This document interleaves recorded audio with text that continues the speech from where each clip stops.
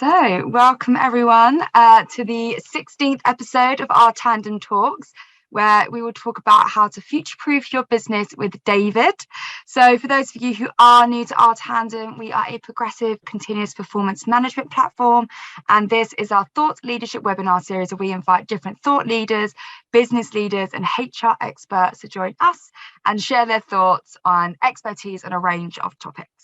So today we have the incredible David Watkins, who's a Senior VP, Group Talent, Transformation and Engagement at Oerlikon.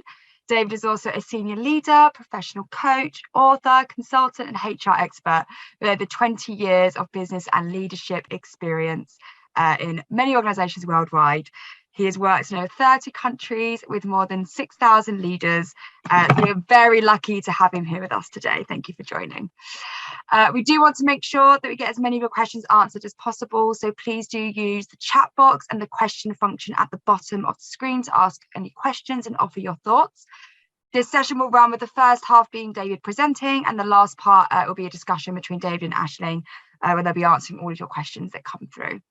Like I mentioned before, please send these through whilst David is presenting, and that way they can dive straight into it when we get to that discussion part. Final thing from me is that this session is being recorded. I hope you enjoy the session today. I know that I'm personally excited, so I'm going to hand it straight over to you, David, to do your presentation. Thank you very much, Lauren, and good morning to everyone. I'm quite honoured by the opening. Expert and all this background and experience, it sounds quite scary. And so I just hope I kind of live up to the expectations. I'm going to share my screen in 1 second, but the alert behind you might notice there's a big elephant. And that's not because I went to Africa for my holidays, which I did, but it's more about what are we discussing. And it's kind of the elephant in the room I think that many HR are beginning to tackle, to think about and ask ourselves, well, what does the future of work even look like? You started, Lauren, by saying, let's future-proof the business. I'm not sure anyone these days can future-proof a business, but we can prepare to do our best.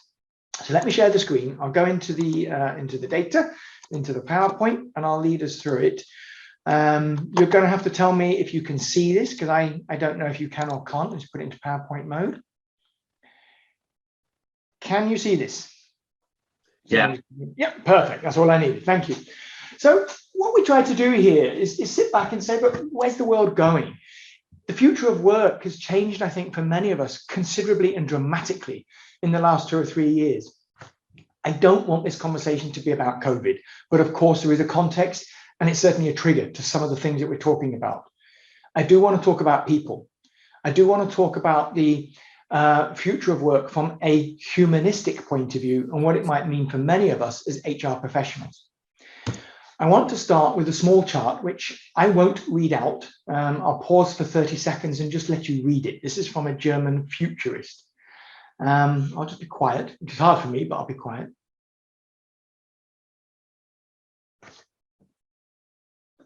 So with this in mind, I'm sure many of you are saying, especially if you're in an HR role, well, what's normal?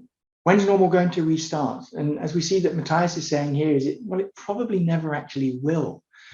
And this kind of leads us into the first piece in terms of, well, what are we actually going to be discussing today then? The first piece is that this whole discussion around future of work, it's not new. And that's going to be no surprise to anyone. It's been around for a long, long time. But what I do want to do in this next 30 minutes is kind of change the emphasis and say, you know what? We've all been talking about technology and digitalization and how that's changing the agenda of how we work, where we work, with whom we work, the decisions that we make. That's true, but it's actually the people that will come first. And in this kind of new age where we are starting to see such things as, obviously we're coming out of COVID, supply chain problems, massive ramp up problems. For some of you, possibly the most dynamic unemployment brackets employment market that we've seen ever before. We're seeing some of the highest voluntary turnover rates in some companies in the US market. 13 million jobs earlier this year at one stage were available. In Switzerland, our home market base, we're seeing more open jobs than we have done for 20 years. This is creating a market of people movement that many of us in talent recruitment, in talent acquisition, in the talent function, in HR, we've never experienced. The business has never experienced. So the proposition today is, hey, future of work, it's still there. It's not new, but it's people now, which is driving our agenda, not technology as it was when we started to look at COVID. If we take a step back and actually look at this, we start to say, well, actually, is this future of work new? No, COVID doesn't change it. The Industrial Revolution goes back to when, you know, a guy would take a little thing in the field and start plowing the field with a machine. And that was mechanization 200-300 years ago. Then came industrialization, mass production ideas, steam engines. So the future of work, even 200-300 years ago, was still being discussed. Probably not in such a huge marketplace, in such a technical, connected world. But again, it's not new. Computers in the 1960s. Many of us will have parents in the 60s, the 40s, the 50s, the 70s. They will have already started to talk about they're getting their new computer or their first mobile phone, which is the size of a suitcase. These were items which were already starting to challenge HR many, many years ago. So please don't let's hung up over the future of work as a new topic. Let's work out now, where do people fit within this topic? And this is what we're talking about in terms of protecting the business as we move ahead. Now, I shall uncover this. I was going to run a quick chat comment. Here, we're answering a question.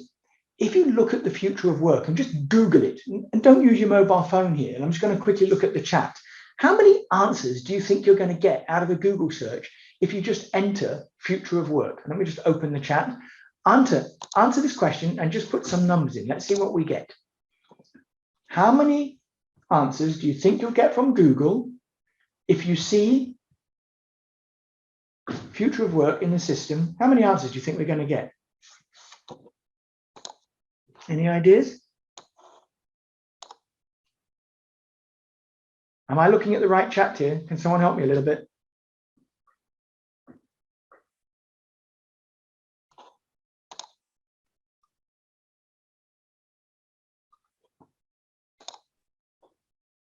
I don't seem to be getting any answers. I'm not sure if am I being heard? Hi, David. Hi. Hi. I think you're getting some Q&A in. So hold on. I think some people think chat is disabled, but we're seeing it. Yeah. So 10,000 is a popular one. 100,000, etc. 7.430 million. That's a very specific one from Olivia. Did you do the search, Olivia? Cool. Okay. So let's just then have a quick look at the actual answer. Let me just download that, and I'll just then shift that to one side. 4.5 billion. Wow. Oh my God. If we start talking about future of work and we're saying as an HR or a business professional, okay, let's see what I have to think about. How do I future-proof my business? To Lauren's point at the opening, 4.5 billion answers. How can any business deal with that? How can any HR deal with that? In less than a second, 4.5 billion. Where do you start? Maybe we need to start by looking at the question that we're actually asking. That's where it's going to start to change. How do we start to change our question to get the answers we think we want to see to future-proof our business? For example, if you'd gone back to Henry Ford 100 years ago and said, well, I need a faster horse. It needs to be more efficient. It needs to eat less and sweat less and drink less and keep on running faster. No one would have said, build me a car. No one. They would have said, well, you know, maybe we have to train it in a different way or do a different kind of breed of horse. No one could have made the imagination. We all know the story where we talk about Steve Jobs giving us the iPod, the answer to a problem that no one's even been looking for, or the answer to a question that no one ever asked. So what questions do we need to start to ask? What questions do we need to start to think about to future-proof our business? Here is your mandatory profound question on that particular answer. Again, I'll open up the Q&A. What is the most important product of the mines, a coal mine? What do you think that might be? I'll just see the Q&A and see what pops up. What is the most important product of the mine?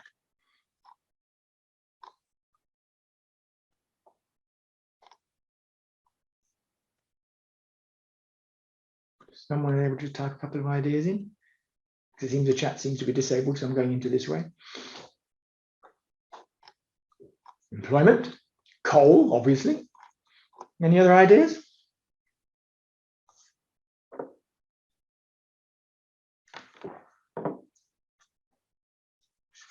Let's just scroll down, have a couple more. Coal, safety, coal, energy, nice. I just read one very interesting one. Thank you, Carolina.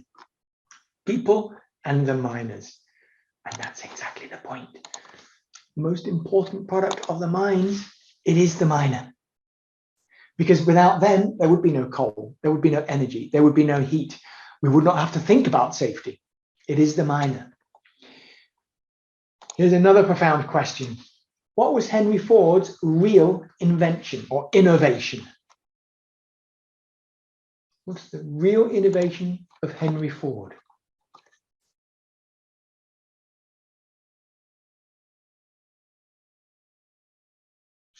Again, just pause a couple of seconds.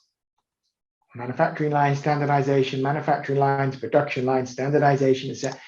Brilliant. All perfect and quite assumed answers that one would see. We've all been taught that the Model T, you can have any color as long as it's black. We all know that he did indeed bring the assembly line, modernization into manufacturing, as we know. But is that the real innovation? Let's go back to our horse and carriage. What would you have told Henry Ford you need for transport for horses? We would not have thought about the car. The innovation is the driver. He created people who could drive. And I know that the obvious answer is always going to be the manufacturing line, and of course it's a right answer. But in this instance, it's about revolutionizing the way that we got around. It revolutionized the way that people move. And in this instance, I'm asking us not to look at the obvious answer, but to start to say to ourselves, what's happening on this planet with the supply chain, with the geopolitical situation that we're in, the outcome of COVID, what's happened? If we're losing in some countries 15% of your employees on average voluntarily every year, that could mean in 5 to 6 years, depending what happens, you've turned over your whole organization in country X, Y, or Z. This is a huge challenge of what's happening. So my point here is we're no longer talking about technology and future of work.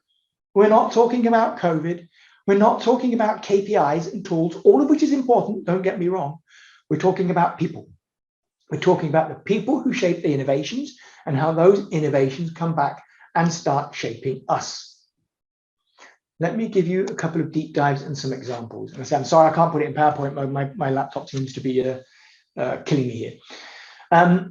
What we're starting to see, and this is actually a source from Korn Ferry, they did a future of work trends in 2022. And on the left-hand side, I think they've made a very, very nice summary of what we're beginning to see in the organizational environment within which we're working. A new era of humanity. We've always been talking about, let's put the humanization back into HR, but there's a lot more to it than that. We're seeing that it's not just technology which is dictating things, it's the way that we work, the way that we think, what we want to do. I cannot speak for everyone else on this call, but just to give you a couple of examples of our organization, the questions I'm getting. I'm recruiting maybe for a full-time job. Let's call it a talent function. And what happens? Some of the people who are interviewing are saying, can I do the job 100% at home? I'm sitting in Bali, and they're applying for these jobs all over the world for contractual work based in Germany or based in Switzerland. Can I do it for just, I don't know, 4 days a week? I know you said 5, but I want a 3-day weekend now. Or we get people who are applying for jobs and then they're insisting straight away, by the way, don't interview me if I have to come to the office. Or people don't even turn up. These are questions and trends and very, very frightening things that, quite frankly, we've never experienced before. And it's showing us that the shift, this is a dynamic shift now in the organizational environment within which we're operating. We are having to think less about me and more into the whole we side. If you look at the list of red things in front, a scarcity of people wanting to decide for themselves, individuality, thinking about stress, burnout, we're overloading people. And I don't mean we as the company, I'm talking about we as society at this moment in time with more stress, more health issues, more concerns about how we get our work done, where we do the work than we've ever seen before. The whole work of that's being done within the organizations, how we start to plan our lives, our careers, the histories that we've got is a lot more fluid. As an example, my son is 18 years old and he's been saying, Papi, I don't know what to study. And all I can tell him is, listen, in 10 years, you could be doing a job that doesn't even exist today. So I cannot tell you what to study. All I can say is make clear you know what you don't want to do before you figure out what you do want to do and live the journey. That might become more important than the destiny. And what I'm trying to say here is that, and everything I've highlighted in blue, it's all about people. Scarcity is linked to a thirst for talent. Individuality is about people being wanting to decide for themselves. Vitality is about showing care and well-being and purpose and considering that people are not machines inside the working place. Fluidity is about working across the whole ecosystem and having people that can do that, requiring a new set of skills, as I'll talk in a few minutes. Inclusivity is talking about we. Can we accept people for who they are in a different working environment? And of course, there's the age-old, 20 years old age, sustainability, integration, transformation. How do we keep this whole setup actually moving? How do we keep it working? Which leads us on to a nice new trend I've been reading about in TikTok. I'm not a TikTok fan, but it was something that was raised with me recently. There's a user, and they were recording a 17-second slot on a subway train just in July of this year, and it's turned into kind of an online phenomenon. And this individual called it quiet quitting. It's not about quitting your job and leaving, but it's effectively about saying, you know what, I'm going to do the bare minimum I need to get the job done. Give no reason for people to say you're not doing your job and you're not pulling your weight, but I've had enough of this huge amount of pressure put on my shoulders, and I'm now going to find that a hustle-free culture and this hassle-free environment is more me, so I'll do what's needed and then I stop. Now, there's two sides to this argument. On the one side, you could say, good on you, take it easy, stop being hassled, work 9 to 5. And it is time to slow down at certain areas. And it's also a signal from the employee to the company to say, you know what, your culture is not really working for me anymore. And that will drive involuntary turnover. The other side of the coin is that, well, I'm sorry, but quiet quitting, you can't do this. A lot of the work that you do these days, you're part of a team. So if you quit, how does that land on other people? You're part of a larger ecosystem. So you're not living up to your duty. And no one said you've got to work 9 to 5 if you're working at home. Maybe you get up at 9, you go for an hour to the gym, you do 4 hours of work, you go for a walk, you come back for another 4 hours of work, you have your dinner, and you do a bit more in the evening. The way that you do your work can change. So is quiet quitting always and even necessary? My point of raising it is simply to say, this is a new phenomenon. It's happening around us. Do you know anyone in your organizations who are potentially quiet quitting? How do you want to handle it? Is it because of your organizational environment and how you handle people? And be aware of this new trend is what I'm effectively trying to say here, and that we start to understand how that's working. Now, with that in mind, we have here a short summary, which is actually coming again from a Gartner report, again, January this year. And what we're seeing, and I'll just take it back down a bit, is the assumptions about people and work, and our assumptions about people. On the left-hand side, you already start to see about attitudes and how we're agreeing or not agreeing with some of these statements. I'm going to sort of just pause and ask Aisling or Adam, did we set up a poll where we can ask these very same questions or not? Because that would be great to see how we as an audience feel versus this. Yes, perfect. So again, just click on this and make a vote. What has the pandemic, brackets, the recent change in the work environment started to do for you at work? And let's see what pops up. I'm intrigued. Please vote. And Adam, let's leave this for 30 seconds or so, just give enough people time to respond, and then we'll take a look at those results. I can't see the results as they're popping up, so I just presume someone will help me.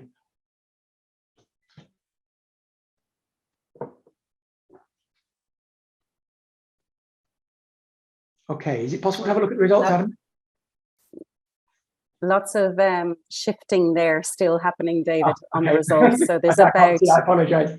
No worries. There is 2 going head to head, the top 2, which are shifted my attitude toward the value of aspects outside, or made me rethink the place that work should have in my life. So they're kind of the top 2 leading ones. Yeah. And then you've got 45% saying, change my perspective on the desirability of my work. But there's still quite a few people saying made me long for a bigger change in my life, about 28% of people saying that, and made me want to contribute more to society, and made me question the purpose of my day-to-day job. People have obviously hit a few here. So lots of people have picked 2 or 3. Yeah. But definitely the 2 leading ones are the top 2, shifting my attitude and making me rethink the place that work should have. Thank you. So again, if we relook at the PowerPoint chart, this and your own opinion is underlined here in the PowerPoint charts. What are we seeing? The areas of strong agreement in yellow shifted my attitude toward the value and the aspects outside work. This is going back to the quiet quitting comments just a few seconds ago. I'm not only focusing on work. I'm asking myself, what else is important? Why am I here 5 days a week out of 7, spending more time with work colleagues than I do with my own family and my own friends? It's not saying I won't. It's saying I need to think about this a little bit more. And it's rethinking how work has in your life. Now, if you multiply that by everybody inside your organization, by everyone inside your environment, your company, your country, the planet, that's what we're talking about now. That's the future of work. Thank you very much. I can see the results, and it aligns very, very nicely, actually, with the PowerPoint chart. And I find this intriguing in terms of how are we as HRs, as business leaders, going to start to handle this? And maybe we don't have a solid answer, but let's just take that a little bit further and look at how we can start to consider this. If we overlie that thinking we've just been having, of course, there are also generational aspects that we need to consider. On the left-hand side are probably the parents of most of us in this call. Maybe not entirely, but some. They have a very, very different aspect. My father was one of them. He comes along and he would say, son, you need to stay in one firm for your whole life because that's how you get recognized. And he did. 45 years in a bank in London. Personally, I can never imagine working for 45 years in one company. But I also like to consider that I'm not an internet generation where I get bored after maybe 2 minutes or 3 minutes or 4 minutes and say I need to move to the next. And that's no insult to anyone in this call who is in the internet generation from the late 90s. But the tendency for the younger generation is to hop around and look for more purpose than the older generation. Neither's right, neither's wrong. It just is. And that's, again, another dimension we have to handle. How do we make it attractive in the environment where COVID is changing and technology is changing our aspects and thought processes towards work, as we have just seen with the vote? And we all start to ask, well, I don't want to work 5 days a week. I don't want to work in the office 5 days a week. Of course, team is important, but I want to choose when and how I work. Let's take 3 examples just to illustrate this.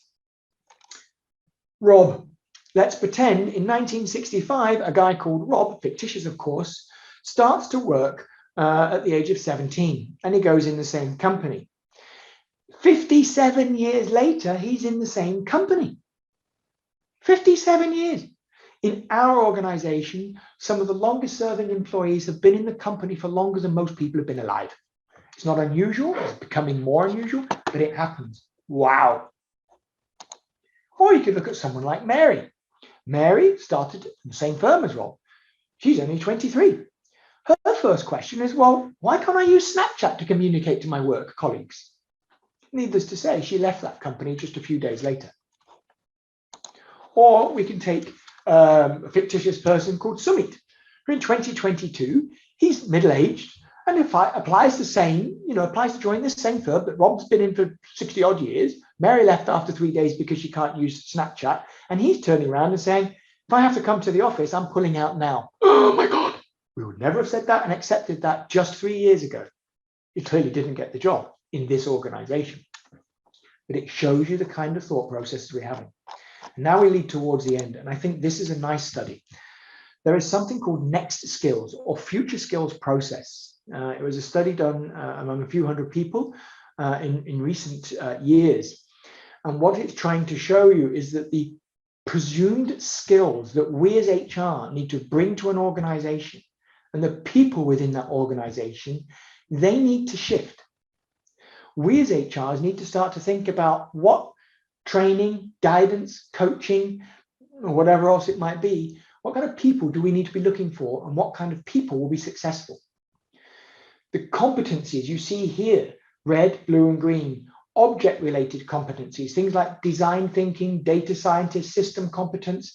We kind of know about all of this, but did you even know now that if you use a mobile phone and put in data scientist, some jobs won't pop up because the word scientist is too long in different languages.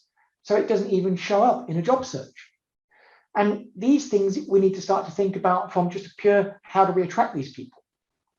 But then subjects, they're not just standard knowledge and skills, they've evolved into ethical competence, ethics, trust. How do I build trust? How do I display trust? What about ESG? What about sustainability? How do I become an entrepreneur?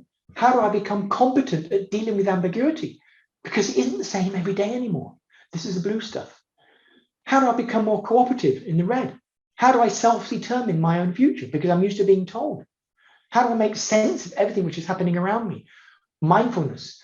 These are new topics which are accelerating in their importance. And this is based on the way that we're going to have to start to help our people, guide our people as organizations evolve. So to bring the conversation to a gradual close and just give you some examples from my own personal beliefs on my own side. If we look at work culture, if we look at its environment, if we look at the people within that, we need 4 basic principles, which I've outlined in the big piece in the middle, if we want to enable innovation. I think one, we need to better identify what we're trying to achieve, the questions we're trying to ask, the people we may need or not need, and where we might find them. When we've uncovered that, we need to start to think, well, how do we create individualization? How do our people start to feel at home doing what they're doing, whether they're doing the work at home or physically somewhere else? How do we help them design their own careers? How do we help them find a more inclusive environment if they have a different perspective about life? How do we help them interact, collaborate, communicate, break down silos? We are becoming more we and not me. Management by objectives is fine, but it's a little about old-fashioned, and we're starting to shift away from that in many, many companies. And that's one thing that Tandem can help with, of course. And then inspiration. Keep me amused, because as we're seeing the younger generation, if they're not amused, they will go. They'll find it somewhere else. And it's our duty, as maybe some of us on the call as older people, to provide that inspiration and motivation and understand. And even if we don't want to believe it, it even boils down to the way that we look at an office. If you come and look at your office and ask yourself, is this new? Is it inspiring? And it's not about us as individuals being Google, but it's about how we have our rules and our organization, how we look at the signage, the communication, how we paint a wall, how we can collaborate in an office. And I just end with 3 very nice pictures. Here's a nice one. This is a very obviously classical production site. And this, quite frankly, it's had its day. Little cubicles where people hang their photos and maybe we can collaborate in the middle. That's very, very simple and very, very straightforward. But now let's take a look at another one.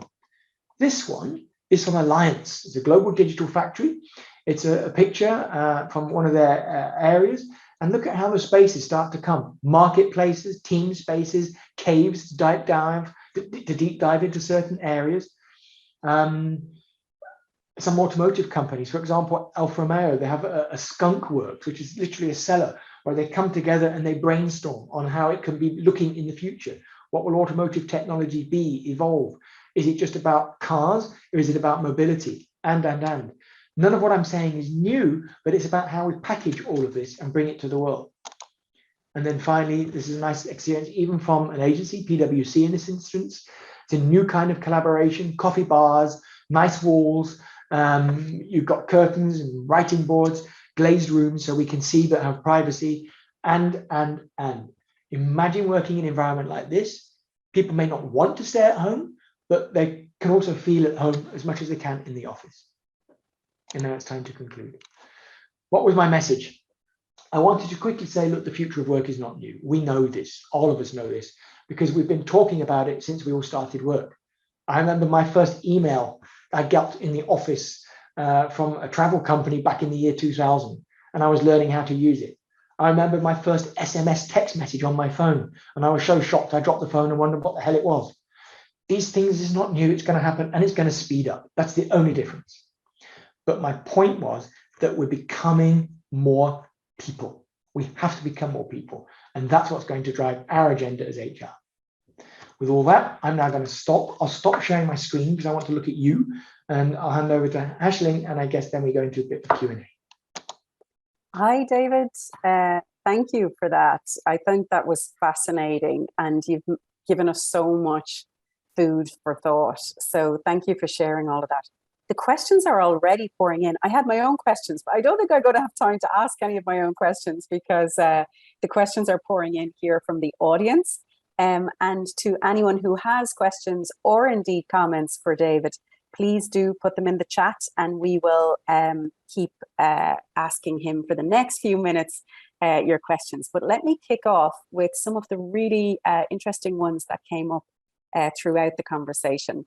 So Mahali here has said, if quiet quitting is about spending enough at work and have a meaning outside of work as well, seems we should be promoting and encouraging quiet quitting. You know, realistically, how long can someone go beyond and above, which may lead to burnout?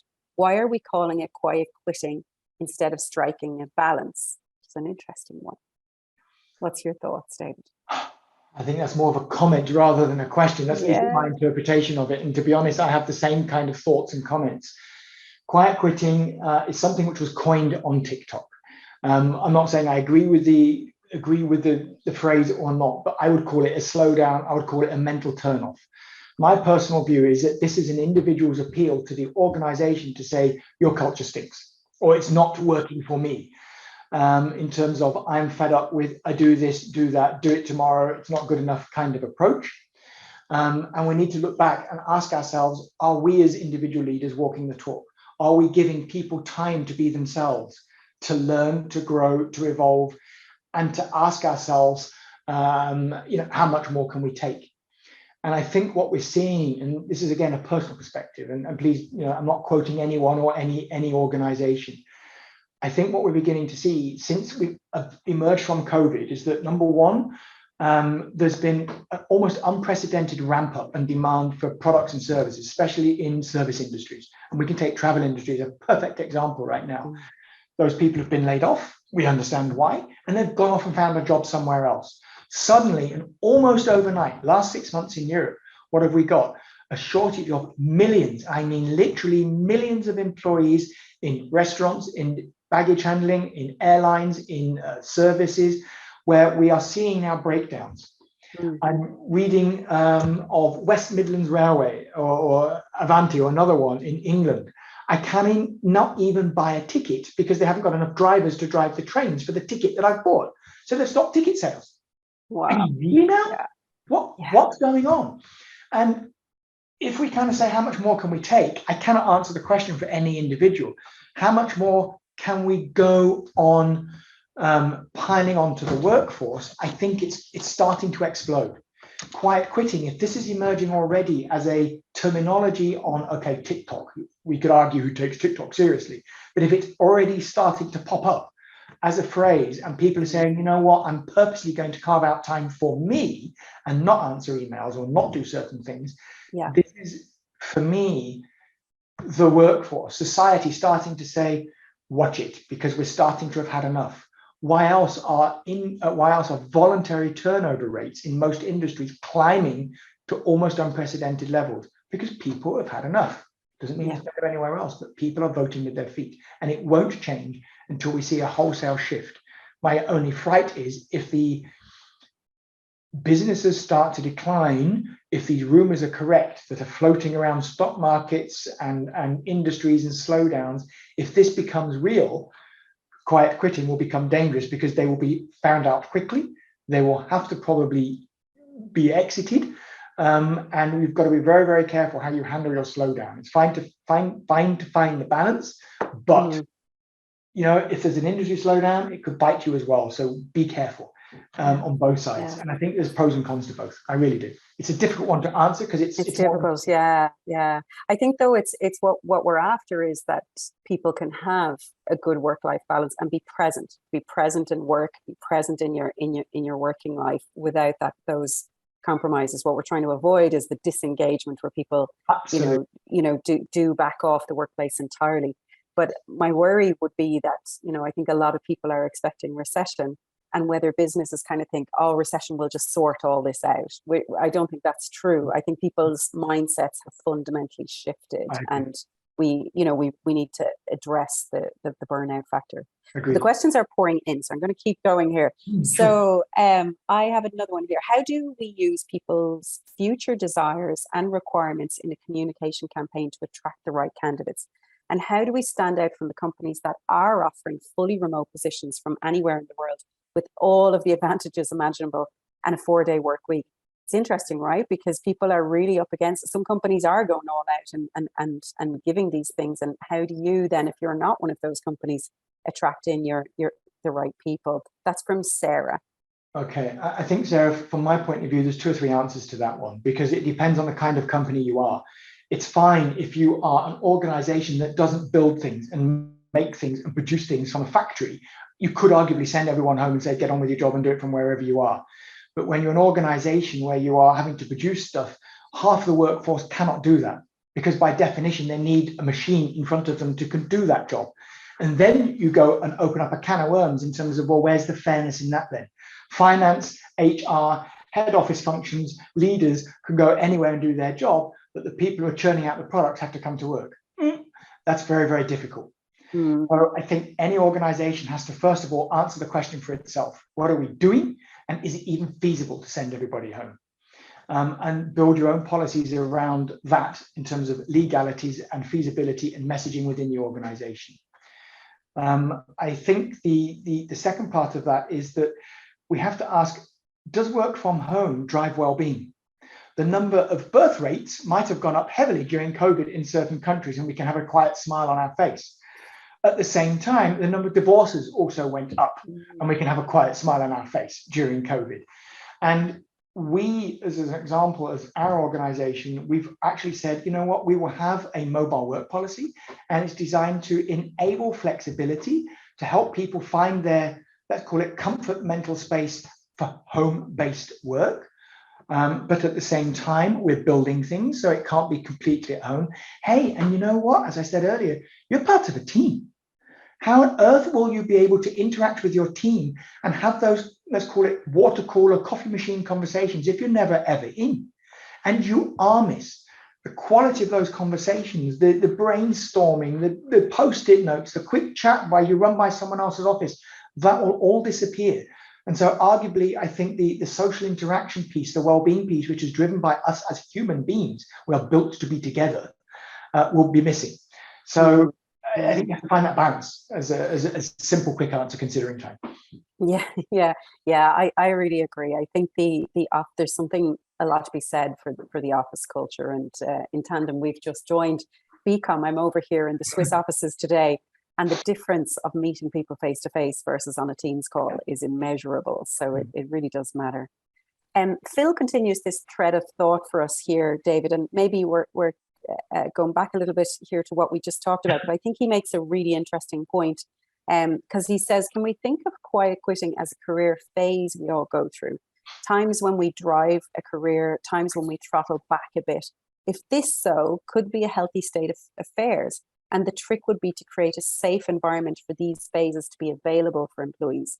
And I hear his point. I think it makes an interesting thing that you can't always be full on. And there's times in your career when you're not as full on. It's an interesting point of should we be a bit more tolerant of that? Yes, I think we should. I think we have to recognize it. But again, for me, it's also about, I have a personal belief that every line manager should be very close to their employees. You should never be surprised if they turn around and say, you know what? We need to talk.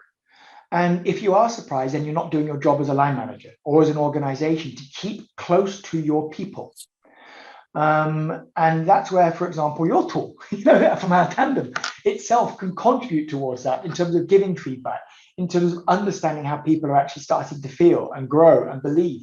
And you should be encouraging conversation between line managers and employees, or at least employees should also have the courage to go back up and say, I'm struggling a little bit, and here's why. I agree with Phil in terms of it should be possible, but I think you have to make a judgment call for yourself as well, in that I don't get up and go to work in the morning and say, oh, today I'm going to quiet quit because I'm fed up. Yeah. I'm going to drag my feet and make my life difficult for everybody. And I don't know anyone who intentionally does that. We have bad days. You slow down. You don't have the same enthusiasm, but I wouldn't necessarily call it quiet quitting. I'm just saying, you know what? I just need a mental space, and I'm going to take 2 hours and go for a meeting and a walk at the same time. And if you allow for that and encourage that, and don't sit behind an office and it's beautiful blue skies, I look out my window, why can't I go and have the boss's meeting in a chat, and we go outside for a coffee instead of inside? Let's do that. And then some of this stuff over quiet quitting and slowing down and having a bad day, it might disappear, because at the end of the day, if you've got people around you, again, it's about respect for each other. And that's where the humanity comes back in. There is a balance. There is a balance. Yeah, there is. Fiona is grounding us here as well in reality. And she asks, do you see any changes to any of your thinking, given that many countries are expected to head towards recession in the next few months?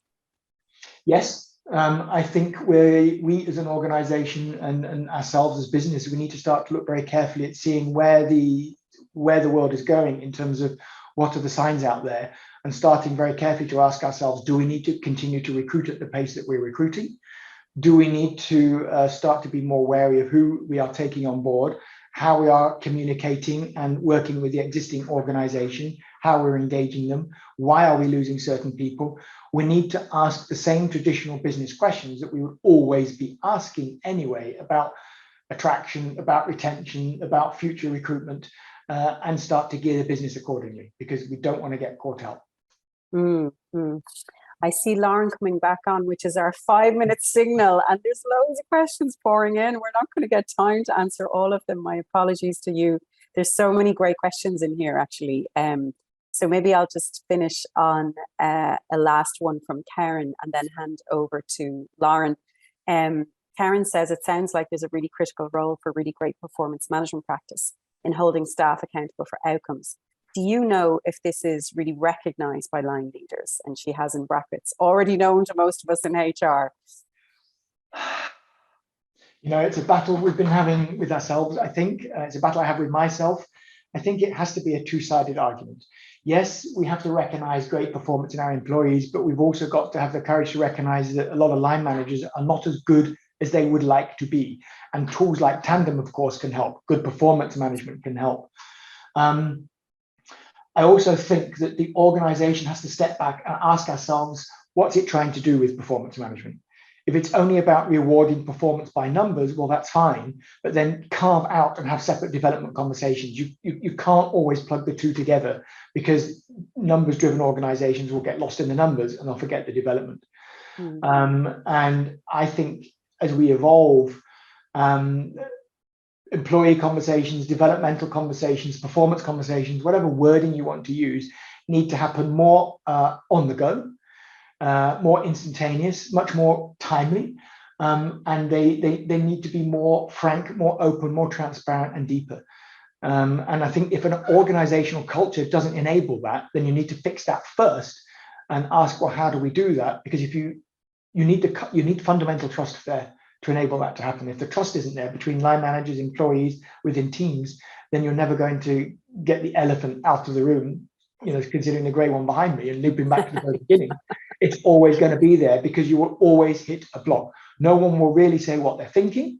They will go into slow down mode. They will go into a quiet quitting mode, and then they'll say, hey, guess what? I'm going to be a voluntary leaver, or get to be an involuntary leaver. And then the line manager that's all upset and surprised, and you start the whole cycle all over again with a new recruit. So true.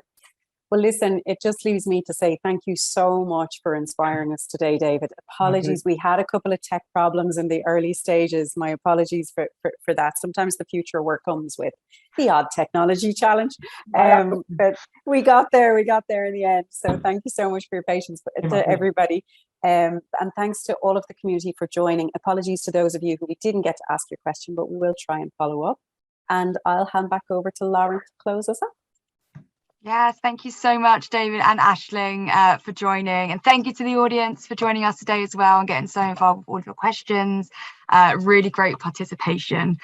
We have fantastic things lined up for the rest of the year. So please do follow us on LinkedIn. That has been shared in the chat. To keep up to date with any of our future sessions and events, as well as David's profile as well, so you can follow him directly. The recording of this session will be shared with you all shortly afterwards, so you can go back and rewatch any parts that you gained lots of great value from. So yes, thank you again for joining us. Hope you have a lovely rest of your week, and we look forward to seeing you at the next one. Thank you.